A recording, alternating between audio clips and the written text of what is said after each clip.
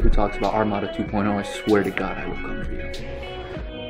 Saying that they are surprise mechanics, and people love surprises. To get a Baneblade, the plastic Baneblade, to sell in the store at ROE Games, 19 Park Lane, Havelock. Come by, see us. Aoski here, and this is By the Numbers. This week we're going to be going over character creation for Wrath and Glory. My name is Keith, or you can call me Armorboy21. That's my gaming deck. Today we're going to go over D&D. Oh, hello there. Your armor, sir? Whoa!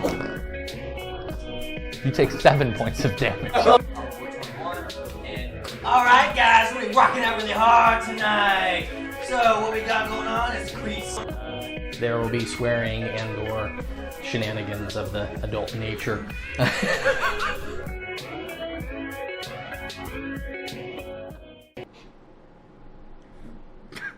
God damn it!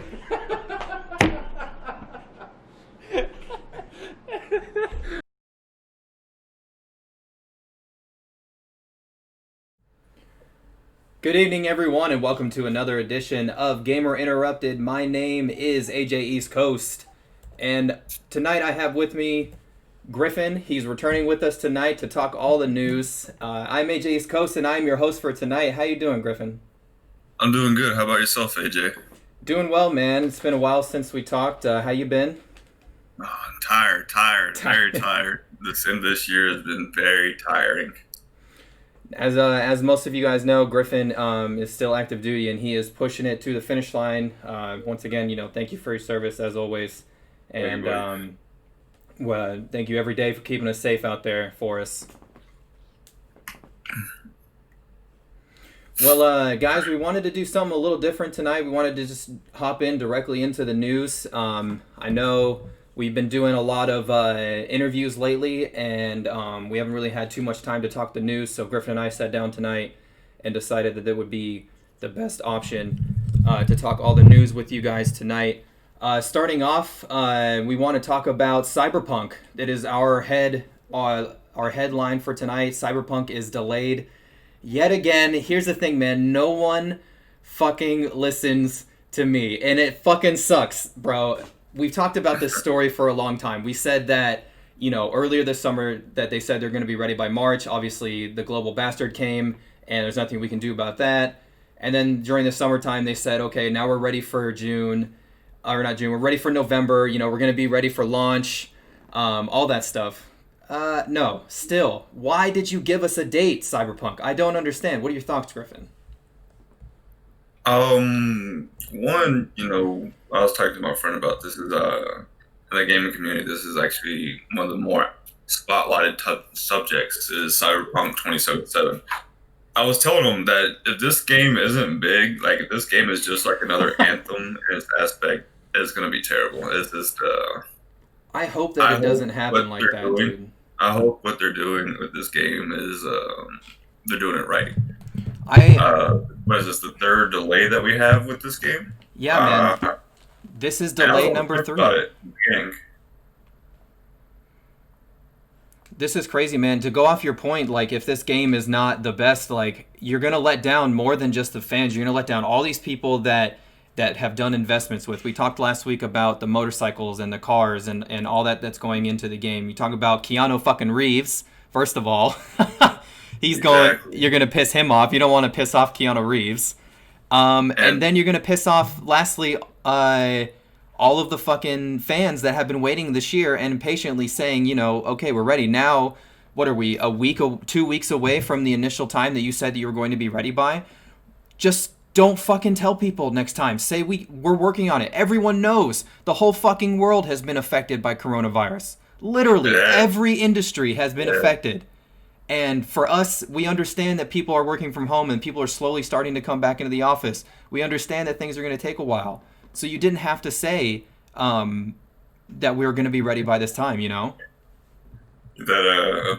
Observicom bot release date 2077. That's right, man. who knows at this point? But I mean, did they say, Griffin, are we ready for December? Now I've heard things that we're looking even further into 2021. You know, I wouldn't be surprised if they just go ahead and push it all the way back to 2021. I mean, think about strategically what video games launch around this time of year. Yeah. You know, you always have Call of Duty. This isn't a Battlefield year, so we're not getting a Battlefield, I think, until next year. So Call of Duty will be up on the running board. But Cyberpunk 2077 it better be something big. That's all I can say. It has to have something that we haven't seen before. You know, cool if it's massive. I imagine my prediction is it's going to be a massive game, just like The Witcher 3. Yep. Now, there's other certain factors that I'm interested in seeing in that game. If, you know, I haven't done so much research. Like I said, I haven't been too interested in this topic. I was interested at first, but then once the first delay came on, Right. I was like, you know what, we should probably just not get our hopes up. Well, And I mean, so, go ahead, AJ. no, go ahead. So go ahead. So, well, I'm not going to get my hopes up on it, but I was hoping that like, maybe there's like a multiplayer mode in there. That would be, I think, if it had a multiplayer mode in there somehow, some way, that it would really help this game out, especially with how delays and whatnot. And now you got to think about, you know, you're talking about all these fans and whatnot you're letting down. You got to think about the investors and everything. Like, Yeah, think dude. about that. You know, when EA says they're going to launch a game, we've talked about this on the show. If EA says they're going to launch a game, it doesn't matter if the game's already out the alpha or the beta. They're going to launch it. They're going to launch And it, I yeah. can understand that because they have a date to launch. But now, am I back in EA for saying, hey, go ahead and launch these games? Of course not. Well- EA's game reputation right now is fucking terrible. And that's the thing, bro, because they always release unfinished when it comes to that stuff. So Exactly. yes, thank you, Cyberpunk, for not doing that, because you would, at that point, you'd piss off a lot more, you know. But Exactly. my point is, you just didn't have to say anything from the beginning, because the hype for this game alone is what people are excited for, and the backing of it is insane by the amount of hype. And with that, now you have the new consoles coming out. People were probably, you know, getting ready to go play this on the new consoles. They were probably really excited. They were getting ready to play it. They were imagining Night City and these incredible graphics that they've promised us. And that's awesome. But now we're not going to even be able to experience that. And not yet. Are we going to be ready by Christmas? Who knows? We have Thanksgiving coming up. Not to mention, who knows, Griffin, what they've done to these game designers and game developers. I hope that they're getting a good night's sleep. And from a game designer's perspective, I know that they're not. So they need some time off too. We've got the holidays coming up. So, you know, at this point, Cyberpunk, you've dug yourself too far into a hole. You just need to get yourself out of it. And, you know, people are pissed. I'm sure there's going to be a lot of people that aren't going to want to play it right away, Griffin, but there's going to be people, you know, that are still excited to see it whenever it comes. Just like Aoski says in the chat, I'm okay with the wait as long as it's in stores sometime in 2021. Now, I'll imagine that. I will agree with that. I don't think that you can technically back a game for a whole year, advertise it, cancel it, the release 3 times, push it out further, and then not release it the next year. I feel like if you do that, you just fucked everything up for that game. That advertising scheme will be fucked up. So I imagine it'll be in stores next year. But my case is what kind of content are we actually going to get with this game? Because if it's just going to be another Witcher 3, then why did we wait so much longer? Right. And I'm not knocking The Witcher 3 at all. I'm just saying it's already been made. That's right. And, you know, we saw, Griffin, earlier that they did talk about some of the content had to be removed. That, you know, that the game actually and the map itself was shrunk a little bit. So yeah, so that's some content that's already been removed. What are they doing right now that is going to offer more? Is this, and everyone knows that if this has the capability to run, like multiplayer, like you said, would be absolutely incredible. Running around Night City, creating your own character, it would be wonderful. It would almost be like Grand Theft Auto Online. Exactly. And but you know, probably instead of gambling and driving cars and stealing shit, it's probably going to be more about, you know, killing each other. But Probably. but Cyberpunk, you know, I don't know, man. At this point, we're just gonna have to wait and see. And Big says in the chat, he says, will not be ready until next year. Sounds like a bunch of bullshit to me. Yeah, man, and that's what we're saying now. And I also heard a rumor, Griffin, that that this was possible, that they did this to please the investors, like not for the fans, but for the investors.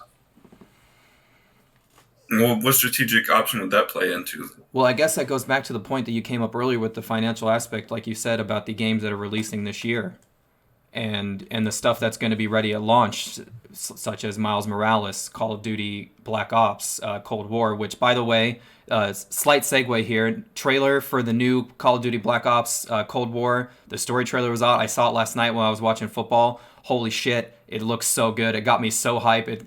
Dude, I'm so excited for that. But. I'm still iffy on it. I know you are. But here's one thing I do like about talking on the show and whatnot is I really have not looked into Cyberpunk like as much as I should have. A lot of people have been telling me a lot of things about it, but yet I don't have it in me just to be like, oh, let me go look this up. I'll be honest with you. I think I've only seen 1 or 2 like reveal trailers for it, so I know like basic information on it, but I don't even know what city you're playing in. I don't know what the main story is, Right? Because once that first like pushback came, I was like, okay, I was like, whatever, if they're not ready, then they shouldn't even be advertising. So I'm still gonna pay attention to this. That's a strong point. Exactly. And so what I was doing is I was just basically going along with it. So when this game comes out, I'm not gonna expect anything from it. That's how I'm rolling with it. If it's good, I'll get it.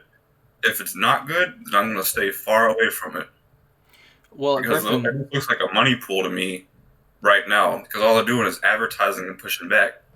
I would And have I've to. seen a lot of strategies like this where they just advertise and they give, and then when you release that game, you have shitty content, but you already have all these investments. And you made a lot of money. You made a quick dollar off of it, but that dollar's not going to last. And so that's like one of the traps that I feel like is out there. But I'm not knocking Cyberpunk. I think it's going to be a great game in the aspect. I'm contradicting myself. I'm hopeful that it'll be a great game down the road, but for right now, I don't really look too much into it at all. Yeah, and I would have to go ahead and say that there are quite a few fans just like you that probably did the same thing, saw the second delay and stopped really, looking into it. But there's been so many like new games. Like I've been telling all my friends about this. Like all the friends that I play with is, do you remember when Halo 3 launched and all of like the Halo series launched, Call of Duty Modern Warfare 2 launched? It was like a great 3 years in video games. Like it was an amazing time in video games. And then like we've had this drought almost. Like there wasn't like a good like singular game to play.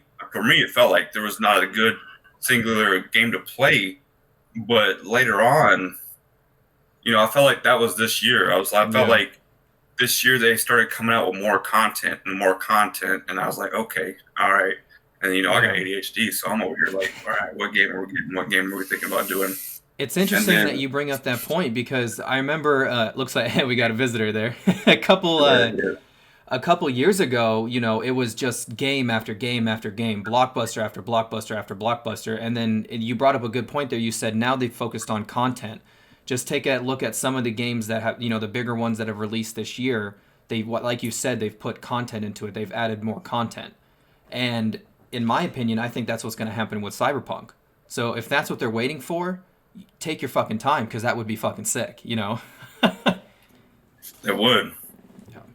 Well, moving on here, Griffin, December 10th, the nominations are live for the Game of the Year. And but they haven't really said about what the potential games will be this year. So I figured that you and I would just, kind of speculate a little bit on, in your opinion, on stuff that's released this year. I would have to say that Warzone for sure is going to be in the running. Came out March 2020. We're looking at Fall Guys possibly might be in the running. If not Fall Guys, for sure Among Us. Among Us has just taken the fucking world by storm, dude. Hands down, Among Us is going to be up in there somewhere. Those of you guys in the chat, if you have any nomination for Game of the Year, please throw it in there. I'm really curious on to see what everybody's thinking, what the nominations are going to be. Yeah, man. But those are my picks. What are you thinking? Besides Among Us, what are you thinking might do some damage at the nominations? For this year, there hasn't really been that many. Oh, that was a good one in the chat. This Fred. Fallout New Vegas too. Yeah, we can talk about it. Yeah, but I didn't even know that was possible. Like I said, I've been out on vacation for 2 weeks. But back to the main subject. Like I said, it's been a rough year of this coronavirus and the video game industry. One, Warzone. Well, I believe Warzone will be there, and Warzone took Call of Duty a new aspect. They followed a little bit in the Fortnite aspect, but they put their own twist in it, which is pretty cool. Among Us is by far going to be in there. Somehow they're going to be in there. Yeah. Like, I don't know what position they're going to be in, but they're going to be there. I played Among Us. If you play with friends, you're going to be addicted easily. Yeah. Easily addicted. I got to get in some of those games with you, man. So I'm in total agreement with your few ones. Some I just don't know. some front runners I was thinking of while you were talking, possibly Animal Crossing New Horizons. Nintendo always throws in a wild card there, and that would definitely be a big wild card. Would be Nintendo. So, did you ever play Animal Crossing growing up? No, man, I never played Animal Crossing growing up. It wasn't until I actually moved to Japan.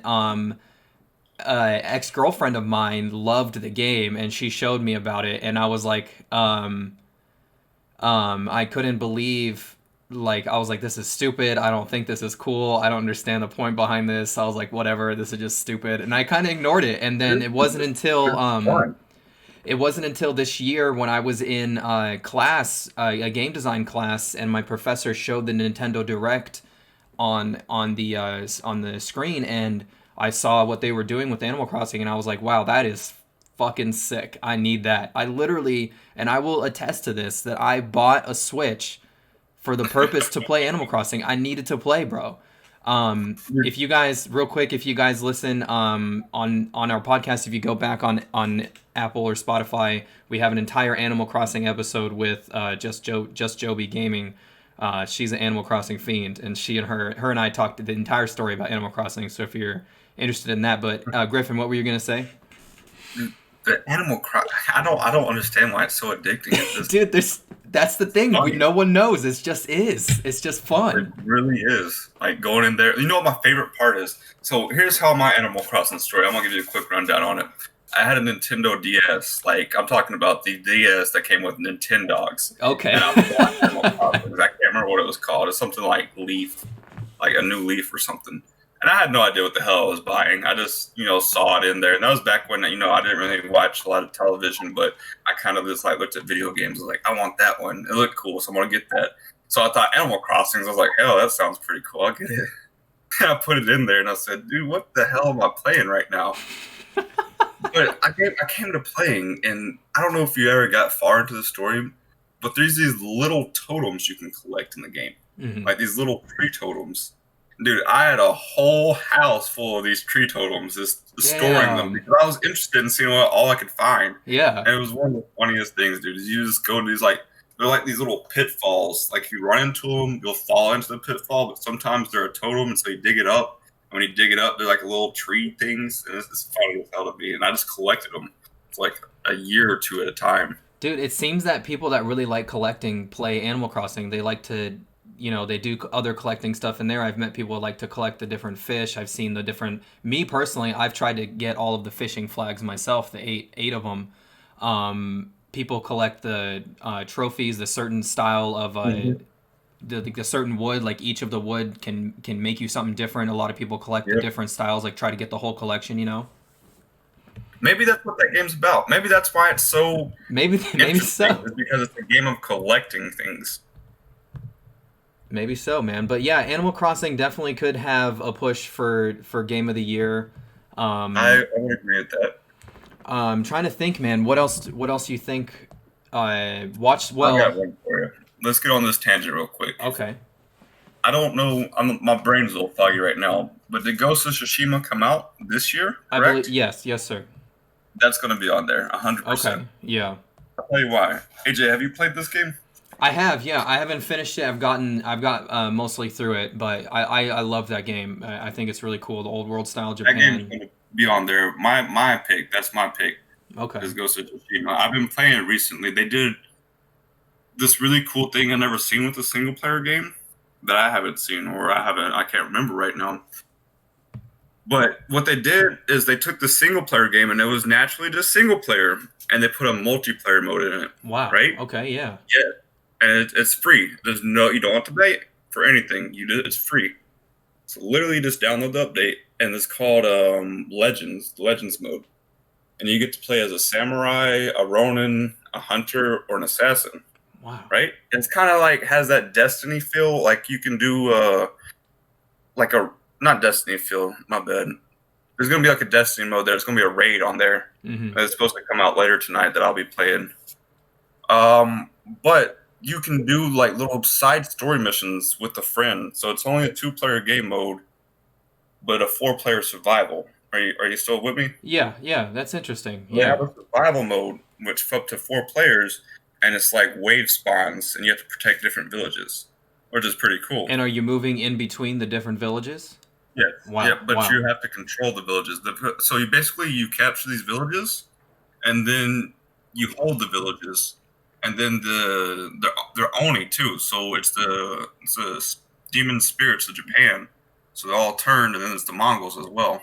Yeah. And so they all come in, and they can attack different random points, and you have to protect the points, and they can attack at the same time. There's a lot of aspects to survival, but the story, right? The story is 2-player only, and it's really fun because there's a lot of different aspects to it, a lot of different twists that you can do, and the more you go up in level, like we start out bronze, you can go silver, you can go gold, or you can go to nightmare, right? And all these have different twists. Like I was just playing gold mode, and there's this curse you can get in one of the gates you go through, and you have to be tethered to your friend. And so when you're tethered, you can't go too far away, otherwise it starts draining your health. And then sometimes it'll take away some of your life. It's just kind of a fun multiplayer, and I've never seen that done in a single player. So I think Ghost of Tsushima is really going to be. If you look on your friends list on a console, I guarantee you 2 or 3 or 4 people are playing it right now. Yeah, I man. guarantee it. It's got a good following. It's got a huge following, and especially with this inclusion of the multiplayer, I thought that was a great move for them to put that in there. And the way that you described it, it's just something that is completely out of scope for that other multiplayer games haven't done. And while I also was thinking some other potentials for the Game of the Year 2020, we have to take into consideration everything that's going to come out this month and everything that's going to come into December. Because I'm already over this year. Yeah, so I'm already in. That's what I'm saying. Right? Yeah, most people are, man. But I didn't even think about that. if you remember, about a couple years ago, the games that came out at the end of the year were the ones that were nominated at the end, like Red Dead Redemption 2 and Spider-Man. Yep. And last year's end of the year games I felt weren't as big as the ones prior. And I think that now we have 2020's end of the year games. We've definitely got some huge releases coming out that could definitely be some potential nominations. This year was advertised a lot of games, a lot of cool games in the beginning of the year. Now, did some of those games come out? Cyberpunk 2077? No, they did not. Right. They did not come out at all. But there also was a lot of hidden factors, a lot of hidden games. And I read this somewhere that EA is keeping Apex Legends as their contending game right now. Yeah. And with the think- inclusion of crossplay, I believe. Yep, I think that's the one the most is working on. Call of Duty as the shooter has it by far. I don't think there's another shooter out there that I play on console. I don't think they'll have really any competition until Battlefield comes back out. I'm talking about like the realistic shooters. Yeah. Not like Fortnite. We don't talk about that. No. But I'm talking about like an actual shooter, something that, me and you would like to play. I don't think Call of Duty will really have any contest until Battlefield comes back. Yeah. I would have to 100% agree with you on that. But moving on, my next topic is kind of interesting with No Man's Sky.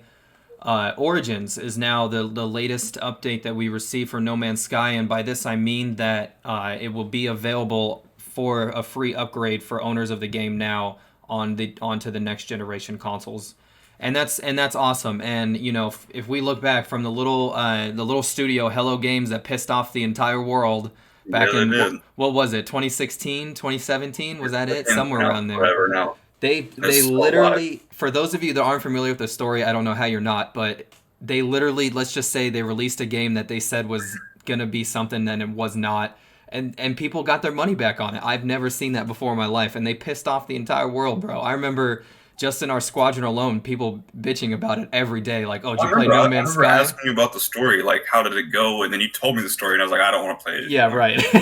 It was just so bad, dude. Well, you know, we got the big update a couple years ago. I think it was of last year, I believe, the big update, the big overhaul to the game that it is now. I spent time with it this year. So much fun. Yeah, I did too. It's a lot of fun. So the inclusion of the multiplayer, the third person mode, it's really good. They also updated a Halloween update for No Man's Sky right now too, to add some scares to the universe as well.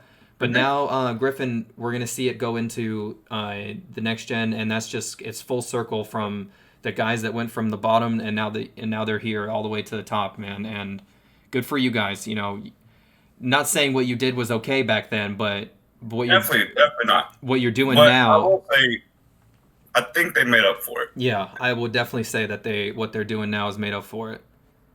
It is Have you ever heard of Eve Online? Yeah. So potentially, I feel like this game, No Man's Sky, has potential to become what that is on a console version. And I know Eve has some of the games online on console and whatnot. I don't think they're the same capacity as the actual Eve Online. But Eve Online is a crazy ass game. I don't So think No Man's Sky complicated, bro. can be as crazy as that. But what they're doing a great job. And I was really upset at the initial game launch. The 2016 Yeah. version of No Man's Sky was terrible. The update saved them. They saved them so much. Like after the update, I was like, dude, you guys got to play this game. Yeah. And y'all have to try it. We talked And- about it previous. We ran a story on it that said why you should be playing No Man's Sky. Yeah. And then, you can get a super carrier. I don't remember what it's called right now. Yeah. I think it's called a frigate, maybe. Yeah. You can get one of those and fly around in those and build onto it. I was like, dude, okay. I was like, all right, this is actually kind of cool.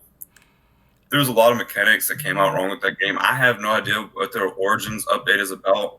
Is it just them going to the next console, making everything compatible, or is there actually more content in this? So far, all we've got is some information that it's going to be the compatibility, but I can imagine that they're definitely going to come out with some content now. Because look at, the graphics themselves. Look at everything they can do now with the new consoles. Will give them, I'm sure a better leeway into being able to create more content and visually please the rest of the universe. Mm-hmm. Now, is this going to be a free move, Yeah, or free are you move. going to have to pay for the game again? Well, for free move for the owners of the game now. So if you have it, PlayStation, Xbox, it'll be That's moved on. And I can amazing. imagine it's still going to go on to the Game Pass for the Xbox Series X. So yeah, free What update. you're saying is, since I have it for the PS5 or the PS4, I do not have to buy it again for the PS5. That is correct. That is amazing. Yeah, That'll probably be the first game I have, actually. yeah. So a lot of. Do you remember? I'm sorry. Do you remember back in Minecraft when you wanted to play Minecraft on the Xbox 360? You had to buy it, You had to and do then it you wanted to again. play on the PC. You had to buy it. Minecraft's got like $50 for me, and the damn game costs like $10 on sale. It's crazy, man. It's Yeah. what they can do now, because think about it. For when I buying the PS4 or buying the 360, if we want to go back that far, like you had to think about which games you're going to get, or sometimes they released ones with it. I remember the 360 used to release like bullshit Microsoft games that no one really played, but Sony, they came out with some good ones. I think they released with Call of Duty one year, but you weren't really sure. You had to think about what you were going to buy on top of that. Now, think about it now. The new consoles, you're going to have games already that you're able to play. Like you said, you're going to be able to hop right into No Man's Sky. Mm-hmm. That is crazy. That, The world that we're that's a good living move in. on their part. To retain a fan base, I think that was a great move for them. Yeah, definitely right, like you said, to retain the fan base, because for new fans, this is awesome too, because they've never seen the bullshit. You know, they've only got the good. That kind of makes me curious. I feel like the smaller game studios care more about their fan base than the larger ones do. I would have to agree with you on that, man. But it's common sense, honestly. But and sometimes you just go slow. If we want to, blow a little more smoke over to Hello Games, they did the right thing. They stuck around because honestly, I thought they were just gonna, cut their losses and go. But we gotta change the name or something. We gotta do identity. something. But they stuck around, bro. But just to wrap this topic up a little bit, just some information for you directly from their website for nomansky.com. They said the free upgrade for our millions of existing console players. The graphics upgrade, like we talked about. Also, they're going to have a graphics upgrade available for the higher end PCs. So if you have one of those, make sure you can get that as well. This is the coolest thing: save game transfer and upgrading. That's dope, dude. Because you can literally just step off the PlayStation 4 and reload right back onto the PS5. That is freaking insane. Was that one of the new features? Yeah, man, that's something that they're coming out with the new stuff. But yeah, I'm gonna go ahead and give us our next topic real quick. The WWE, we seem to mention them a couple times. This time they stole from Sonic the Hedgehog. They went over and found El Gran Gordo was a character in one of the Sonic the Hedgehog comic books. And WWE released a character on TV just for one night. He came out and called himself El Gran Gordo. They were doing a storyline about splitting up and whatnot. And I thought that was interesting because the gamer community kind of saw that and they pointed it out. They're like, wait a minute, did y'all just steal from Sonic the Hedgehog? And I thought that was really funny. But that was an interesting story. WWE, maybe next time don't steal from Sonic the Hedgehog. That's all I have to say about that. Another topic that we have here, PlayStation got a brand new application and a huge overhaul update, and they're going to have a big update for when PS5 comes out, and that was much needed because I don't know about you guys, but playing with the PlayStation app, it's really difficult. The user experience behind it is just not there, and it's like even to the point of having to transfer messages or see content, and then you get multiple notifications, the game and the application would freeze, and it just overall just didn't look right. And then they came out with another overhaul that confused people, especially with the store. Like it almost opened up another avenue of the store that wasn't present before, and that was really confusing for players. And finally, after a couple more bug fixes, it comes back and it's a little bit more of a usability. But with the app now, it's definitely needed, because if you had went into the next generation upgrade with just that application that you were previously using, people would be pissed, and they would be upset if they had to use that same shit. But it's good thing that Sony paid attention to it, that they paid attention to what their fans were saying about the app, that they cared enough that during this time of releasing video games, releasing the console, having the console not ready for a lot of people for pre-orders, having the console not even ready for some places in stores, that they were able to sit down and take a look at the app. Griffin, how do you feel about that, man, with the new PlayStation update for their application? Tell me more about the application real quick. They just basically did another overhaul of their application to make it more the usability function on it to make it look better for the new consoles and everything like that. Yeah. PS5, PS4 interface, yes, or is this a mobile phone application? The mobile phone application. But yes, they are. Now that you bring up the interface for the PS5, it is a new interface for the PS5 as well. So, have you ever tried to navigate the PS app before? Yeah, I was just talking about it's a pain in the ass. Dude, I lose myself in that app every fucking time I try to get onto it. And the one real cool thing, and I really don't even remember how the fuck to do it, honestly, is you used to be able to download games. Like, you could purchase the game, and if your console was set up to your account in a way, you could make it like your home console, and you could download the game when you just bought it off the phone. I did that to Wasteland 3. But it took me like an hour and a half to figure out how the hell to do that. And I had to Google. My way to it. Google I didn't how to use use the an PlayStation application. app. I used Google to get to the PlayStation app, how to do it. Oh man. So I haven't even looked at the new update yet. Hopefully it's better user friendly. Hopefully it really is, because that's the one thing they really needed was a user friendly. A lot of user friendly. A lot of fact too. A lot of frequently asked questions. Yeah. They definitely needed that on there. I used the Xbox app before, the Xbox app companion, and that one was a little bit better. It's cleaner I'm a now. fan about being able to control your consoles from your smartphones. Yeah. Just for the aspect of conveniency, you know, if I want to watch Netflix, I don't always want to use a controller to control it.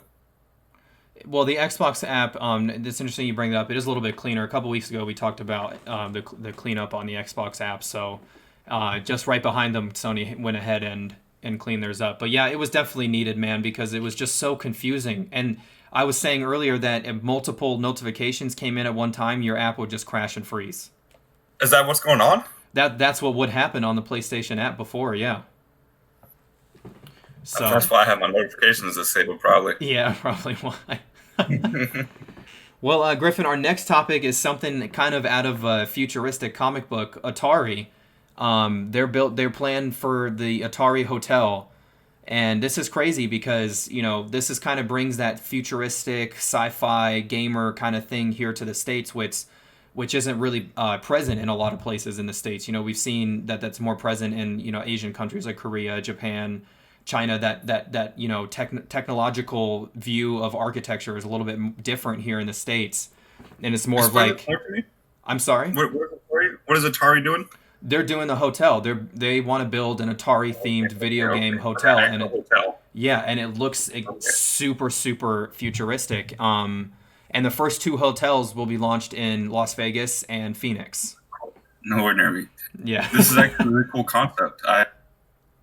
I did to a lot of hotel visits in Japan. If you ever went to them, you know what the hotels I'm talking about. They're really fun and really cool. They're all themed. Yeah, a lot of themes. Amazing. Yeah. I love this shit.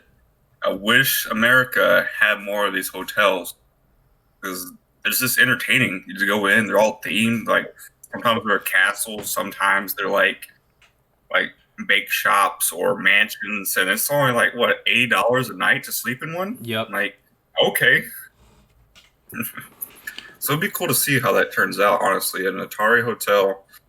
Oh, have they talked about like the features of it, or is it just we're just making a hotel in Las Vegas, and we'll tell you later on?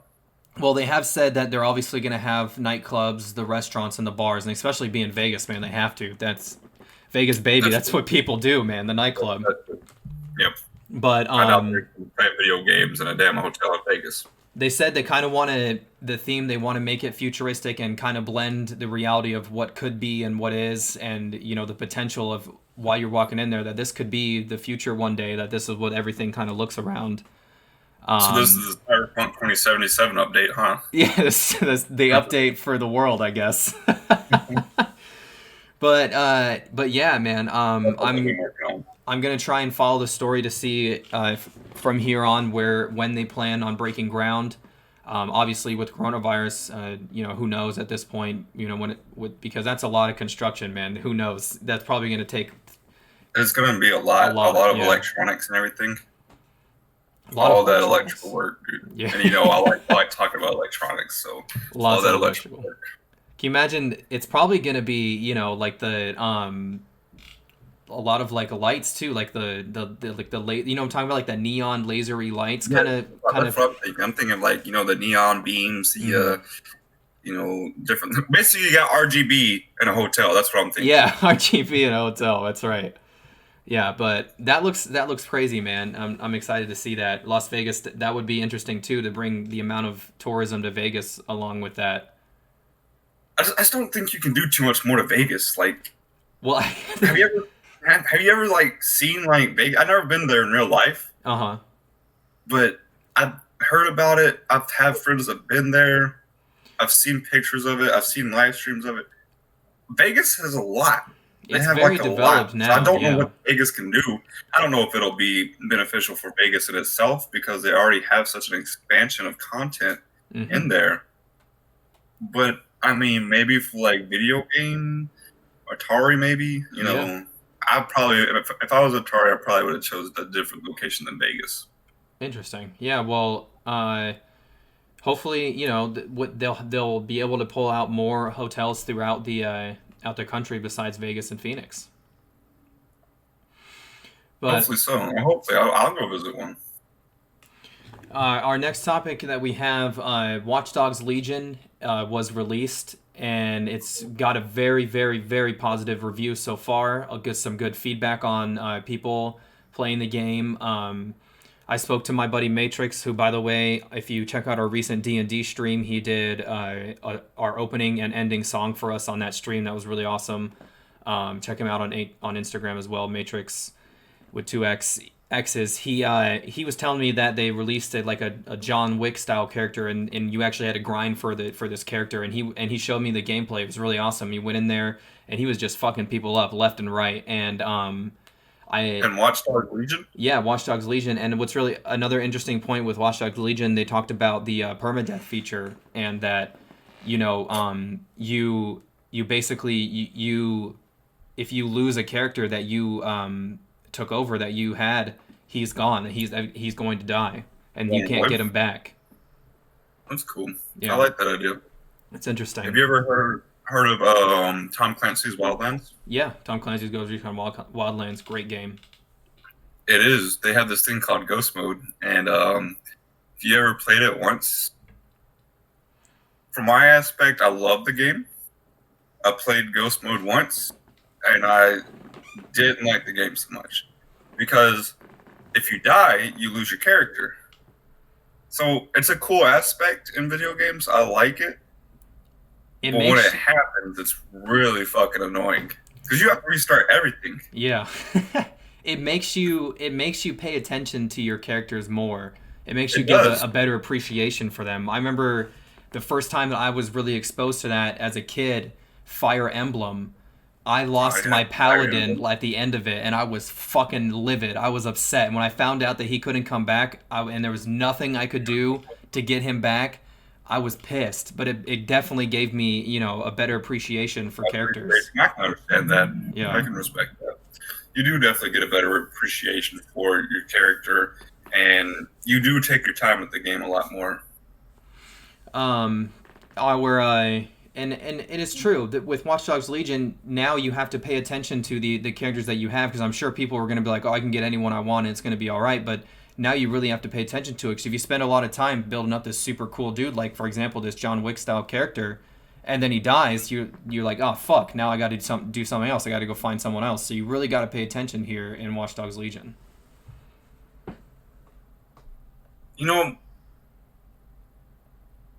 Watch Dogs, I haven't played that much of. I played the first one, the second one. But Watch Dogs Legion, it seems kind of cool. But it's like Cyberpunk 2077 to me. I'm like, I can see the similarity there, and I'm just like, I'm probably going to stay away from it. So, I mean, it's interesting to see all these different aspects in these video games and whatnot, but right now I feel like a lot of the games are making like replicas of each other. Yeah, trying to stay current within each other, I would say. Yeah, they're just making replicas. And that brings us back to our latest discussion of the top 10 nominations. I think the nominations that we made is because these games have a different feel to it. They have a different, they're not copying per se. Yeah, that's true. It's 100% true, because they are all unique within themselves. Mm-hmm. Well, with Halloween coming tomorrow, we had a lot of Halloween updates that are still available through multiple games, including No Man's Sky, Warzone. I saw Rocket League, of course. So with Halloween, that's really awesome to see that they've continued to add the more inclusion of Halloween in the video games. And like you said, it's just continuing to add content.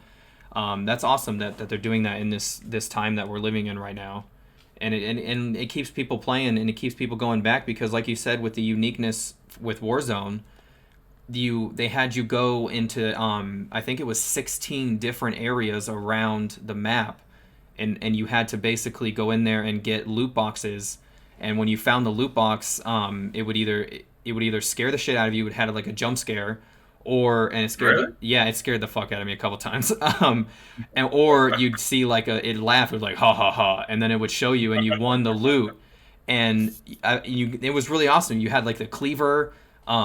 There was a bunch of other stuff that you were unlocking, charms, all kinds of stuff. But once you got all of them, you got a new gun, and that's cool. That brings back that old style of grinding for something during this short period of time. And it made it fun. Like I was like, oh man, am I gonna get jump scared if I open this loot box? And I want to get this gun so bad, you know. Is this the zombie mode? I did play this Warzone mode once. Yeah, the zombies. I did play Warzone once. The whole thing actually. All of the modes you can unlock the guns. Yeah. Okay. I played the zombies mode once. I didn't play an actual Warzone. You know, I just bought a PC, so I was like, all right, I'm gonna play in the PC game, and then Arma 3 has been sucking my soul, and then Ghost of Tsushima has been sucking my soul too. But we'll go on that, a different subject. Warzone. The zombie mode was great. I like the zombie mode. It's kind of fun. It's funny. If you play with a friend, it's even better. I can't play that game alone, but if you play with a friend, it's really fun. You know, you're shooting zombies. You get a teammate zombie and whatnot. I thought that was a really cool aspect. Going back to the loot box jump scares, that reminds me of Dark Souls. Have you ever opened up a Dark Souls box? No. Well, some of them will eat you, and that's weird. It is weird. Don't ever play that game. That game's so hard. It's so hard.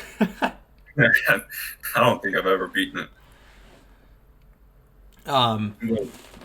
This next topic that I want to talk about it's interesting, and because we followed this story for a long time, and we're talking, and now that you brought up loot boxing over in the United Kingdom, especially in the Netherlands.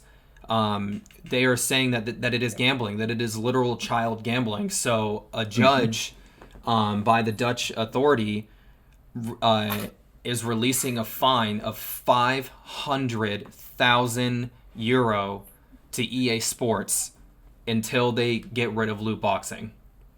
That's until they get rid of it. That's nuts.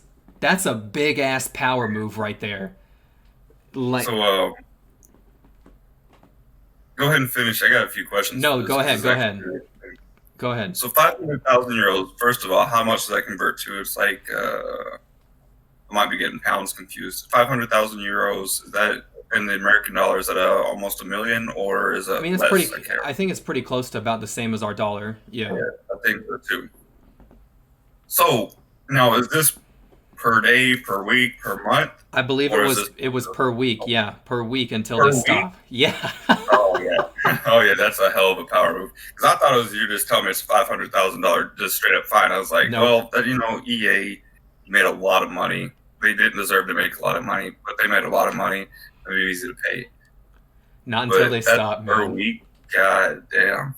There ain't gonna be no loot boxes in Europe. Nope. No loot boxes over there, man, because it is gambling. It really is, because even when they said it wasn't, and they said, okay, well, we'll tell you what the probability is of 1.7% chance you're going to unlock this. Oh, great, cool. But then it's still fucking gambling, especially the fact that you're spending your own fucking money on a potential to buy more. Exactly. That's fucking gambling. I completely agree with that. See, they had a lawsuit or something. They had something way back when. Like they had I can't remember. I read this story that they were like, "This is childhood gambling." Yeah. And like I read the story. First of all, I was like, "Bullshit! You can't gamble on a video game." I was like ignorant, and then I read into it, and I was like, "Okay, that makes a lot more sense." First of all, these people are spending money that they made on these loot boxes to gamble, because you're gambling, you're getting a chance, a percentage to unlock a piece of equipment, a piece of gear or something, but you're paying for it. You're literally paying for it. And if you want to talk EA Sports directly, You want to talk So EA they Sports did- directly? The Yeah. football players, anything that they're that you're gambling for. You don't know, like, who, in your opinion, who is the best quarterback right now? I would have to say Patrick Mahomes. When you're buying one of those packs, you don't fucking know that you're gonna get Patrick Mahomes. You might get 7 of the guy that no one's ever fucking heard about. Exactly. It is gambling. Yeah. Like, there's no way to defend it. In my case, there's no way to defend it. You're paying for something that you're not guaranteed to get. Exactly. Gambling.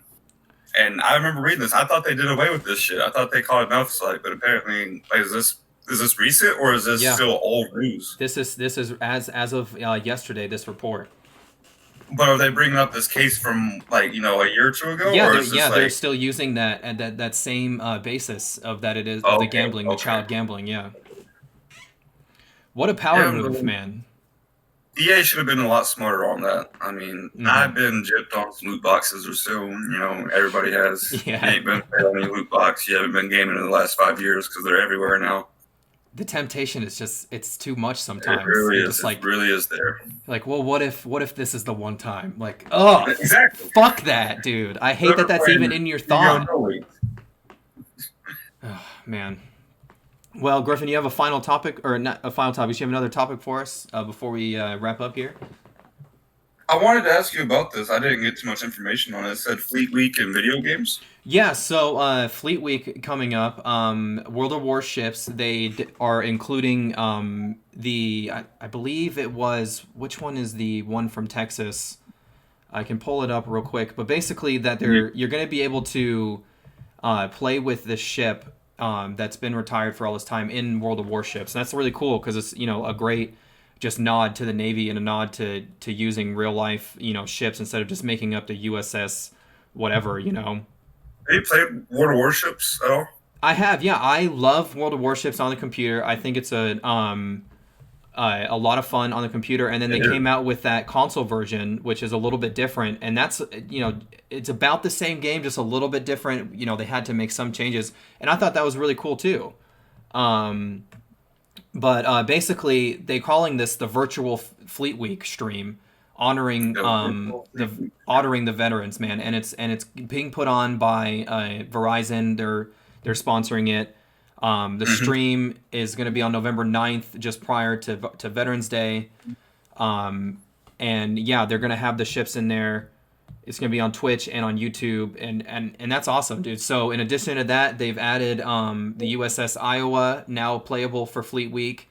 The Intrepid C is going to be basically viewed as well, and then the Lexington, that's awesome. And then, of course, the Wounded Warrior Project is also going to be sponsoring the Fleet Week virtual event. So that's a lot. Yeah. It's a lot. It's a really cool twist. I honestly, when I came into the Navy, I didn't really know there was such thing as a Fleet Week. Yeah. But I could see why they're doing it because of the coronavirus and everything like that. I could see why they're doing it, but I never expected a video game to sponsor it as well. Yeah, and to see the Lexington steaming really cool out. to think about. Yeah. I'll probably be playing during that. I play War of Warships sometimes. It's really fun to shoot torpedoes and projectiles across the map at other people. But it's really cool to see how that so many sponsorships have came across the Fleet Week, and there's some backing it, especially during the time of coronavirus, because I know that a lot of people are not going to participate in Fleet Week like they would, like they normally would have. Yeah. So it's actually a really cool twist. Yeah, I think it's awesome, man. And the History Channel as well, getting involved, and to be able to see the USS Lexington out in the video game, that's going to be really cool, man. Some final topics to wrap up here. We've got The Mandalorian released last night. They dropped their first episode. I haven't seen it yet, so promise no spoilers yet. But yeah, excited for The Mandalorian, man. This is the way. It's here. It's finally here. Thank you, Disney, for this awesome story, and I hope this is going to uplift a lot of people during this season, during this hard time, because, man, The Mandalorian, it was just so fucking good last year when it came out. It was just so good. The entertainment industry is doing this coronavirus pandemic outbreak, whatever you want to call it. it's been really hard on normal day life. Like everything's not the same. Like everything's a little off. But the entertainment industry, I feel like not only have they capitalized off this, but they have provided us with an outing. Like they're in that buffer zone where we think, back, last year you just go out. We can't just go out anymore. We can't go to these social outings. We can't do certain things. But the entertainment industry, I feel like, is stepping in and giving us and providing us with these tools and resources. To not say make it better, but more manageable, more coexistent with it. Like, you know what I'm saying? Like, being able to get through it a lot easier than we would if we didn't have this entertainment. And which is, I'm really glad, and that goes back to The Mandalorian, because it came out last year, but then they just pushed out a new season.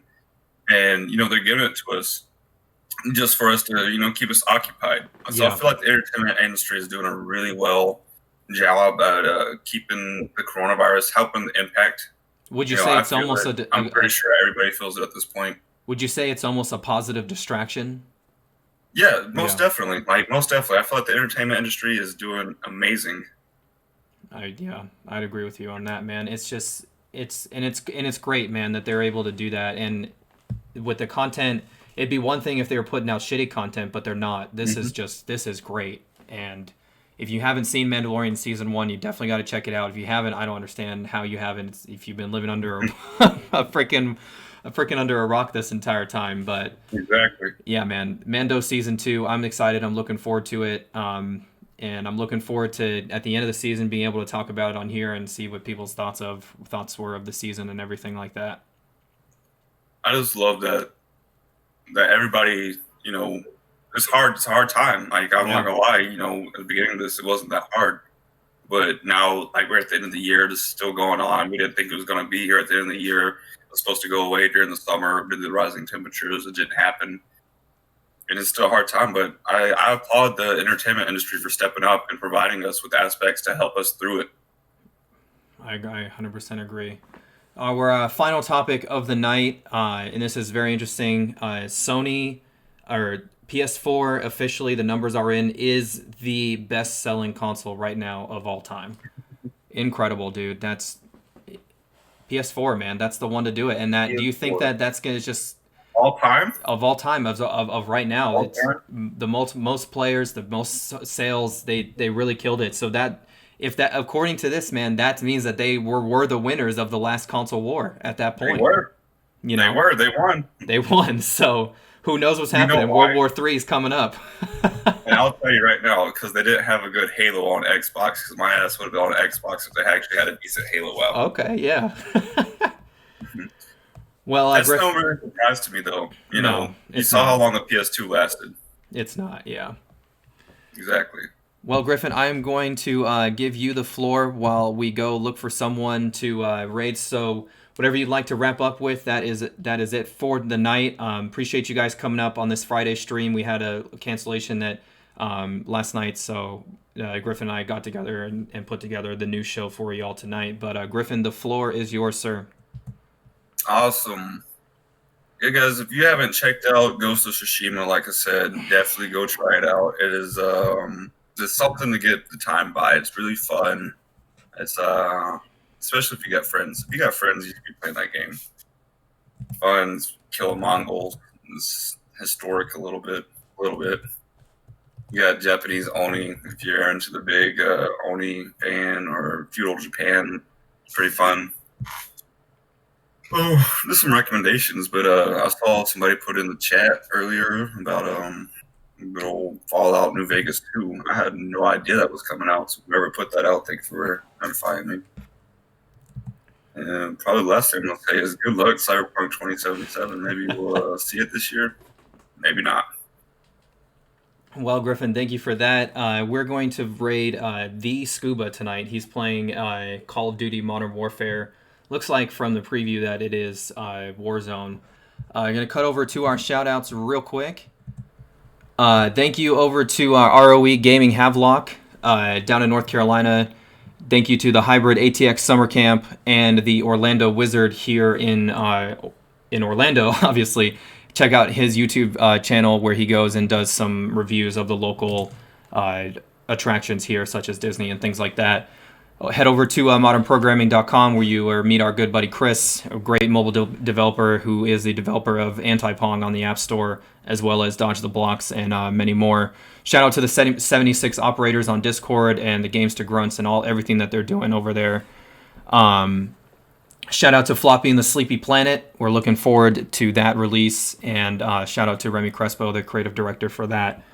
Our VIP fan, and also shout out to our newest shout out Fit and Prep food delivery here in Orlando. Fit and Prep, man. Yeah, man. It's been great getting your boy in good shape, looking good, eating this food. It's great. Yeah, man. And they're the owner. He's very personable. He's great. He's always on time with the food. Great food too every time. It tastes good, man. Out of all the food deliveries, this one I'm loving it. VIP fan for the month is Austin Champ, and you can check out his episode on our previous broadcasts. Our newest fans, thanks for following Ashen Soul 117. The Nightingale, Iron Curtain, Death 51493, Ivian. I'm sorry if I said that wrong. And Elusive Yokai. Thank you for the following. You can follow myself at AJ_East Coast on everything. And Griffin, follow him on Twitch at Griffin32101. Below, you'll see our link for our breast cancer awareness research fundraiser for the month of October, which will be ending starting Monday, where we will change over to Movember for men's health and starting a fundraiser for that.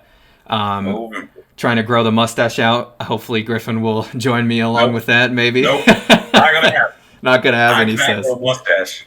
You can subscribe to the podcast on Apple, Amazon, and Spotify. All you have to do is search ETG Actual. You'll find this episode and more.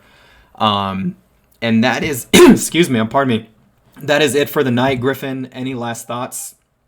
Thank you guys for stopping by. Hopefully this pandemic will be over soon. Until then, keep playing the games, keep the industry going, and enjoy the rest of 2020. We got the holidays coming up. Yes, sir. If that is it, my name is AJ East Coast, and I have been your host, and I appreciate it. And we will see you next Thursday. We are rating The Scuba. Make sure you stick around for that. Thank you so much.